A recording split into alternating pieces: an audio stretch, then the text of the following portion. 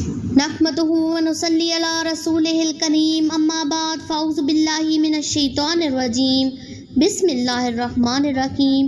ابتدا اس ذات اقدس کے نام سے جس نے محبت کو ماں کے دل میں اور رحمت کو اس کی ممتا میں رکھ دیا۔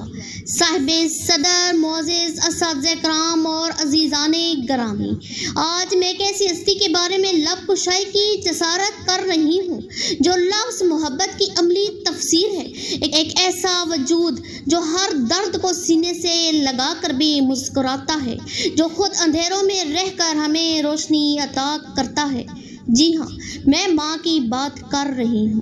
ماں وہ ہستی ہے جس کی گود کائنات کی سب سے پہلی یونیورسٹی ہے۔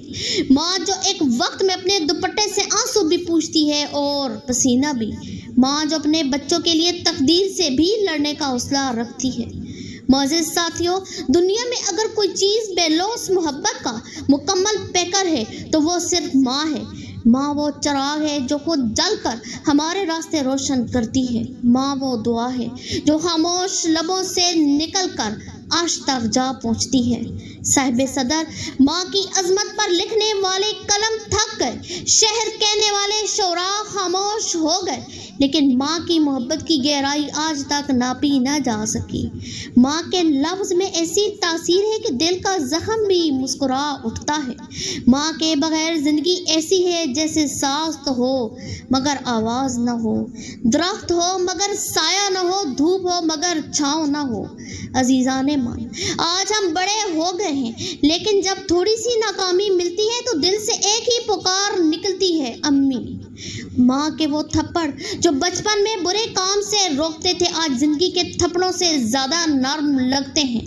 شاعر نے کیا خوب کہا، ماں کے لبوں کی دعا جنت کی کنجی ہے، ماں کی آنکھوں کا پانی خدا کا پیغام ہے۔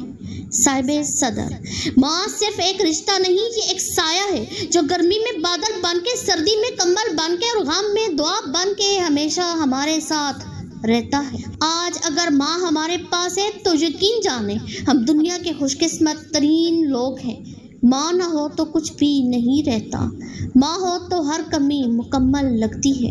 آخر میں یہی کہوں گی، ماں کی خدمت کریں، اس کی عزت کریں، اس کی دعائیں لیں، کیونکہ ماں کے بغیر یہ زندگی جتنی بھی کامیاب ہو خالی خالی لگتی ہے۔